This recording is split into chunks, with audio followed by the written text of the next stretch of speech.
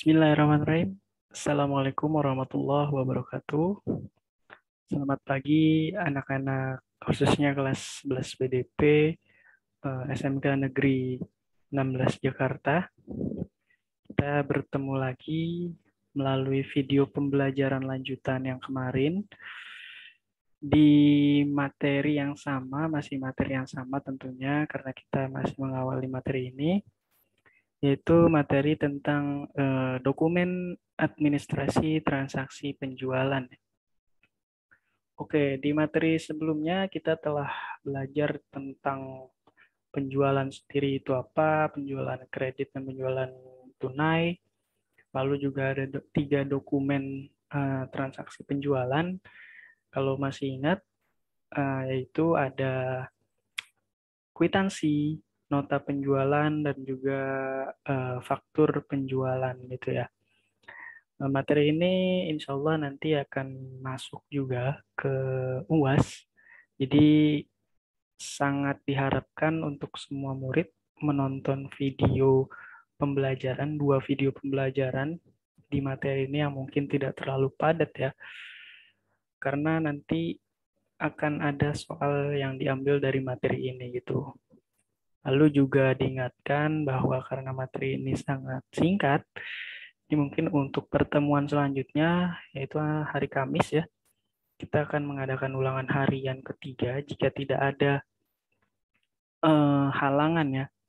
Karena seperti yang saya tahu, kalau tidak salah bahwa OSIS SMK 16 itu akan mengadakan acara Hari Guru. Jadi kalaupun nanti diundur, ataupun ada halangan tentang peringatan Hari Guru, kemungkinan ulangan hariannya kita undur di hari ke Jumat ataupun di sore Kamis ya. Karena insya Allah untuk ulangan harian materi ini tidak begitu rumit ya, karena pilihan ganda saja nantinya. Itu sekitar 25 soal, jadi kalian pun bisa mengerjakan kapan saja, karena nanti akan saya renggangkan juga waktunya, dan diusahakan tidak ada remedial untuk ulangan harian ketiga atau ulangan harian yang terakhir ini di semester ini. Dan juga kalau tidak salah untuk timeline dari sekolah bahwa ulangan akhir semester atau pas atau penilaian akhir semester itu akan dilaksanakan di minggu depan ya. Dan tidak kalau tidak salah juga itu akan diadakan secara tatap muka gitu. Jadi ini akan menjadi pas yang berbeda mungkin dari pas-pas sebelumnya karena kalian akan merasakan kembali gitu ya tes dengan secara tatap muka langsung diawasi oleh guru gitu. Itu mungkin sekedar informasi sedikit saja ya. Jadi Bapak harap kalian benar-benar mempelajari kembali pelajaran ataupun materi-materi yang telah Bapak berikan dan insya Allah nanti sebelum pas kita melaksanakan pas akan Bapak kasih kisi-kisi untuk penilaian akhir semester dan juga materi-materi yaitu berupa PowerPoint yang mungkin nanti bisa kalian pelajari dari awal sampai akhir gitu. Insya Allah ulangannya tidak terlalu sulit kalau kalian belajar gitu. Oke, itu sekedar informasi untuk awalan saja dan kembali kita bertemu secara tidak langsung atau asinkronus. Dan sekali lagi saya mohon maaf karena adanya kendala sinyal, kendala di laptop saya yang kurang baik gitu perangkat dari laptop saya. Jadi saya mengalihkan pembelajaran untuk hari ini dengan melalui video pembelajaran yang saya buat dan insya Allah tidak jauh berbeda ya, asal ada niat dari kalian untuk menonton video saya gitu. Kembali lagi kita berada di video pembelajaran melalui asinkronus. Oke, untuk materi kali ini kita melanjutkan 2 dokumen lagi ya. Dan 2 dokumen ini sebagai materi penutup di bab ketiga ataupun KD 3.5 di semester ini ya, semester ganjil ini, administrasi transaksi gitu. Dan saya harap karena materinya singkat, kalian juga tidak terlalu pusing ya untuk memikirkannya. Oke, langsung saja kita ke next. Ya, di sini ada kembali ya mengulang tujuan pembelajaran kita. Untuk materi dokumen administrasi penjualan barang, kalau kemarin mungkin kita sudah sampai mempelajari kwitansi terakhir, kita akan melanjutkan ke tujuan yang ketiga, yaitu kalian akan dapat membuat surat penawaran dan juga membuat kartu persediaan gitu ya. Namun mungkin penjelasannya tidak terlalu rumit dengan dokumen administrasi pembelian ya. Itu kan banyak itu contoh-contoh dan langkah-langkah pembuatannya. Untuk hari ini mungkin hanya sekedar teori-teorinya saja gitu. Oke, kita langsung masuk ke yang pertama nih. Ada surat penawaran gitu. Jadi surat penawaran ini bisa dibilang sebagai dokumen dukungan dari transaksi penjualan gitu. Nah, jadi dia bisa masuk ke penjualan secara tunai ataupun penjualan secara kredit gitu. Nah, sebenarnya apa itu surat penawaran? Oke, kalau kita baca di sini bahwa surat penawaran sendiri itu adalah surat yang dibuat untuk menunjukkan maksud suatu pihak yang ingin menjalin kerjasama bisnis dengan pihak lain ya. Nah, bentuk kerjasamanya itu bagaimana? Jadi bentuk kerjasamanya berupa kegiatan jual beli barang atau penawaran kerjasama gitu. Kalau kita misalnya kalau kalian yang mungkin berorganisasi gitu mengadakan suatu acara, itu biasanya ada divisi yang namanya sponsorship. Nah, di sponsorship itu kan mereka menjual gitu, menjual acara mereka untuk akhirnya menawarkan kepada sponsor-sponsor yang ingin mendanai. Nah, hal ini juga tidak terlalu berbeda dengan seperti itu ya. Bahwasanya biasanya para supplier atau pemasok itu membuat surat ini sebagai acuan untuk mencari perusahaan-perusahaan yang ingin membeli produk mereka gitu. Kalau kita lihat mungkin banyak gitu ya di mall-mall ada seperti sales-sales, tapi itu yang mungkin yang kecil-kecilnya, bagian kecilnya gitu. Kalau bagian lebih, misalnya mereka menawarkan sebuah perusahaan itu melalui surat penawaran ini. Nah, surat ini sama halnya kalau kalian ingat di dokumen transaksi pembelian itu ada namanya surat permintaan penawaran harga. Kalau itu adalah surat yang dibuat dari si pembeli, calon pembeli, ketika mereka sedang mensurvei pasar mana saja yang ingin dicari gitu. Maka mereka membuat surat. Nah, sementara kalau untuk bagian perusahaan supplier atau pemasok atau si bagian penjual, mereka juga bisa menawarkan barang-barang mereka melalui surat penawaran mereka sendiri gitu. Nah, ini disebut sebagai surat penawaran. Makanya saya bilang surat ini sebagai surat dukungan. Kenapa? Karena ya bisa dibilang bisa masuk ke penjualan tunai dan juga bisa masuk penjualan kredit. Dan ini juga tidak terlalu berpengaruh ya, karena mereka hanya sekedar menawarkan produk-produk gitu. Nah, itu juga surat ini memiliki tujuan, yaitu untuk memberikan penjelasan mengenai suatu produk mereka tentunya, lalu ada baik itu barang maupun jasa, jadi jasa pun bisa ya, serta menjelaskan rincian harganya. Nah, seperti yang saya bilang tadi, kalau contohnya itu misalnya ya, contoh kecilnya yang ada di lingkungan sekolah itu ya berupa mencari pendanaan untuk acara kegiatan gitu dari pihak sponsor. Maka kalau di pihak perusahaan yang besar, perusahaan dagang, gitu, perusahaan jasa, mereka membuat surat ini sebagai promosi ya untuk menawarkan barang-barang yang mereka miliki dengan keunggulannya masing-masing, dengan harganya yang mungkin bisa mereka saingi gitu ya, atau dalam artian harga mereka lebih murah gitu, menunjukkan kualitas dan juga masalah harganya ya, apakah barang itu memiliki mungkin harga-harga yang lebih murah, yaitu bagaimana si perusahaan atau bagian pemasar itu menawarkan kepada pihak-pihak perusahaan yang ingin membeli itu. Maka di surat ini pun dengan kata lain ataupun demikian bisa dibilang sebagai surat kesepakatan antara si pemasok supplier atau si penjual dengan si pembeli.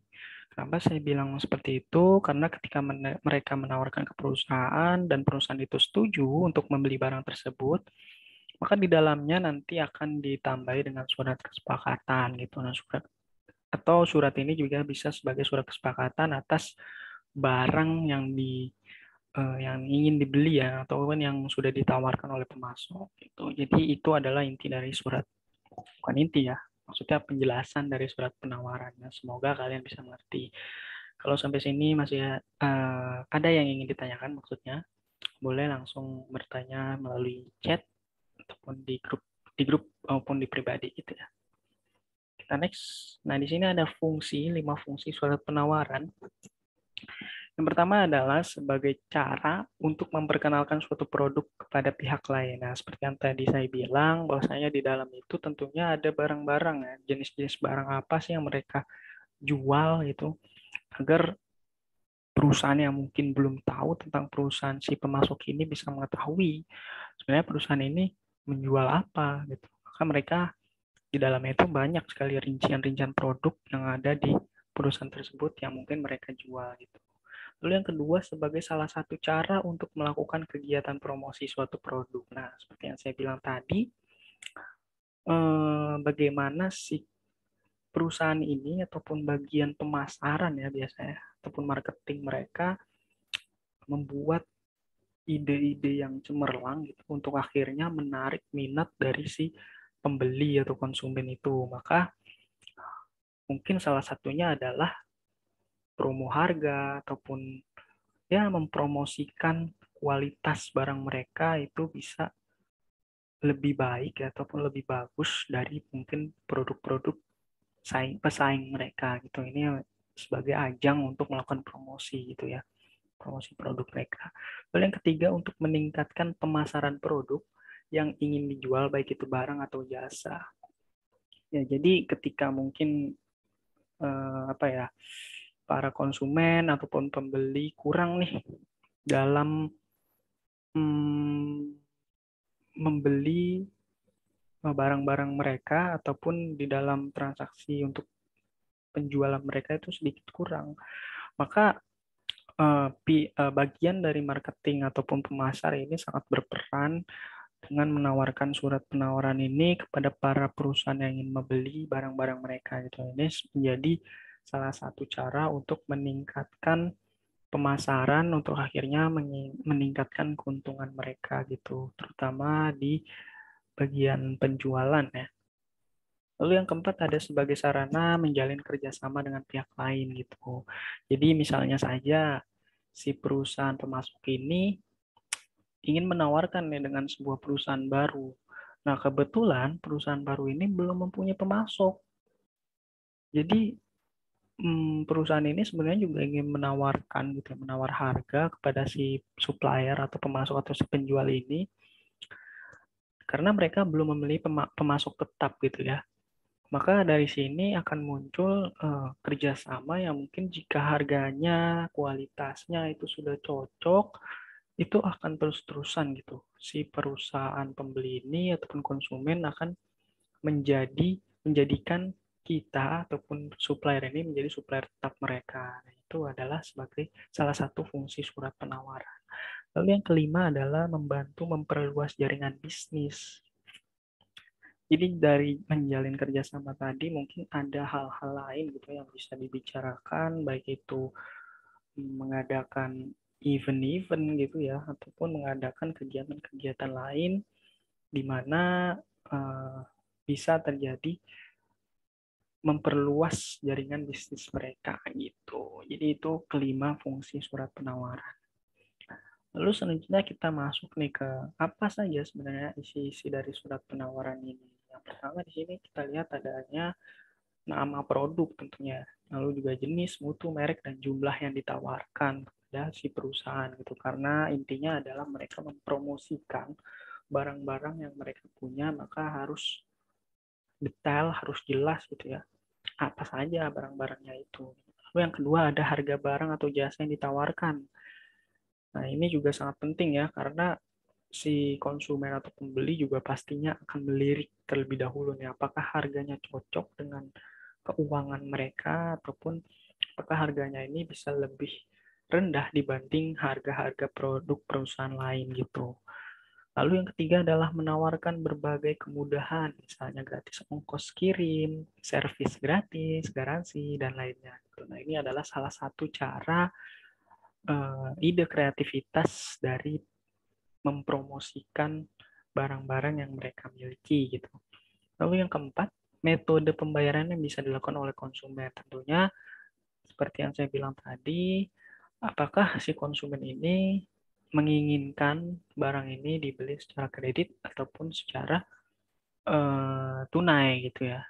Baik itu melalui cek, melalui transfer, ataupun apapun itu gitu ya. Lalu yang kelima, menawarkan mengenai potongan harga gitu, bila ada ya, jika membeli dengan jumlah tertentu. Nah, biasanya ini adalah salah satu strategi marketing yang dilakukan oleh suatu perusahaan ketika mungkin akan ada diskon 50% misalnya ketika kalian membeli 3 barang gitu. Ini adalah salah satu strategi promosi itu dari bagian marketing. Lalu yang keenam ataupun yang terakhir adalah cara pengiriman barang ataupun jasa kepada konsumen. Ini harus selalu ada ya. Apakah si konsumen ini menginginkan pengiriman barang itu diambil ataupun diantar gitu oleh si pihak penjual itu. Oke, kita next materi berikutnya. Ya, selanjutnya di sini ada ciri-ciri surat penawaran. Jadi surat penawaran ini tentunya mempunyai ciri-ciri yang membedakan dengan surat-surat lainnya gitu ya. Yang pertama, bentuknya formal atau resmi ya, formal atau resmi, di mana terdapat kop surat dan alamat surat. Ini sebagai salah satu persyaratan dari surat penawaran ini bahwa kop surat ataupun identitas yang lainnya itu harus sangat penting bagi si perusahaan untuk akhirnya menjual perusahaan tersebut. Gitu. Lalu yang kedua, berisi informasi produk serta rincian harganya. Gitu. Tentunya ketika kita ingin menawarkan barang apapun itu, kita harus menginformasikan gitu. Sebenarnya produk apa sih yang kita jual dan harganya itu berapa gitu. Jadi harus secara terinci gitu ya. Dan yang terakhir adalah dibuat dengan struktur surat yang baik, rapi, dan memudahkan pihak lain untuk mengerti isinya. Tentunya ini juga ya persyaratan umum ya sebenarnya untuk membuat surat gitu. Karena kalau suratnya berantakan, gimana sih konsumen ataupun pembeli mau membeli barang tersebut? Dibacanya aja udah sulit gitu. Jadi harus struktur dengan baik, rapi gitu. Nah, ini adalah contoh dari surat penawaran gitu ya. Kalau kalian ingin membuat, ya ini salah satu contohnya dari PT Max Menru Office yang menjual peralatan dan mesin kantor. Di mana di sini terdapat kop sebagai identitas, nomor, lalu lampiran ya. Lampiran ini biasanya berisi data-data, data harga, produk, rinciannya, sebagainya. Gitu. Nah, ini isinya harus berbeda ya. Lalu surat ini kami perusahaan PT Max Menro Office yang bergerak di bidang peralatan dan mesin kantor ini menawarkan. Ini salah satu isinya. Adapun produk yang kami tawarkan kepada Anda adalah sebagai berikut. Nah, ini nama-nama barangnya, jenisnya, tahun, harga, itu harus dirinci gitu ya. Nah, di sini juga ada salah satunya nih diskon sebagai strategi marketing mereka gitu. Dan jangan lupa memberikan kontak. Akhirnya nanti si pembeli tidak bingung ya. Ketika ingin mengkontak ataupun tertarik dengan produk, harus mengkontak siapa gitu. Jadi harus ditaruh ya nomor telepon. Sebenarnya di atas juga ada ya di kop, tapi mungkin biar lebih detail lagi. Gitu. Dan yang lupa ditandatangani oleh bagian marketing atau bagian pemasar. Nah, ini biasanya anak-anak BDP harus mengerti nih soal-soal kayak gini. Karena nanti siapa tahu kalian akan jadi suatu perusahaan dan di bagian pemasar gitu ya. Lalu kita masuk ke surat berikutnya, yaitu ada kartu persediaan. Nah, ini juga sebagai salah satu surat pendukung gitu ya. Apa itu kartu persediaan? Jadi kartu yang digunakan untuk mencatat persediaan barang yang terdapat di dalam gudang. Nah, pencatatan tersebut dapat dilakukan secara manual maupun dengan komputerisasi. Namun untuk saat ini biasanya karena kita sudah berada di zamannya yang serba modern, zaman teknologi, kebanyakan perusahaan-perusahaan sudah menggunakan sistem komputerisasi itu. Nah, isinya apa aja? Jadi hal-hal yang harus diperhatikan adalah nama barang, kode barang, jumlah masuk dan jumlah keluar. Ini adalah kartu persediaan. Intinya adalah berapa banyak persediaan yang dimiliki oleh bagian gudang, yaitu produk-produk yang mereka miliki yang ada di dalam gudang itu. Nah, ini harus dicatat. Baik itu jumlah yang sudah masuk ataupun jumlah yang sudah keluar ataupun sudah terjual gitu ya. Oke, ini lanjut informasi yang ada dalam kartu persediaan. Ada 3 informasi yang harus ada gitu ya. Yang pertama memberikan informasi persediaan barang tentang jumlah dan nilainya gitu. Jadi jumlah barang yang tersedia di gudang itu ada berapa, lalu nilai ataupun harganya itu berapa. Ini harus dicatat ya. Yang kedua, data persediaan barang dagangan yang diperlukan untuk kepentingan perhitungan dan analisis. Jadi biasanya di dalam kartu persediaan itu ada data persediaan barang untuk akhirnya dihitung barang tersebut dan dianalisis apakah barang ini rusak atau tidak gitu. Mana barang-barang yang masih baik, mana barang-barang yang sudah tidak layak untuk di dalam gudang itu. Dan terakhir adalah mengontrol penerimaan, penyimpanan, dan pemakaian persediaan barang dagangan. Gitu ya. Jadi kartu persediaan ini juga salah satunya sebagai pengontrol gitu.